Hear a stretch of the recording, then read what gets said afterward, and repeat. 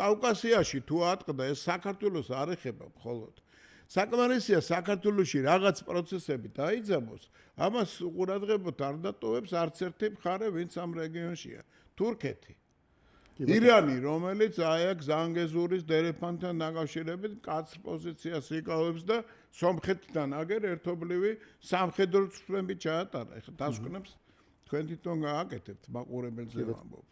ხო, აქედან ამ დროს სტრატეგიული პარტნიორია ამერიკის შეერთებული შტატებისათვის სომხეთი. წარმატებას უსურვებს ჩვენი მეგობარი ერია, მაგრამ იქ აზერბაიჯანის და თურქეთის ინტერესებს თუ ეს გადაეკვეთა.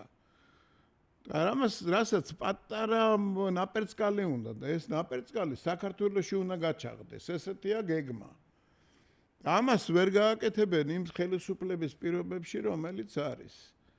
აქედან გამომდინარე, თქვენ ხო არ გონიათ რომელიმეს ან ვინმეს ან მაყურებელს ან წამყვანებს, რომ ვინმეს ჯერა, რომ თქვათ სალომე ზურაბიშვილი ან ელენე ხოშტარია სახელმწიფოს მართვის ისეთ სისტემას შექმნიან, რომელიც აყოვებს ჩვენ ქვეყანას. არამც და არამც.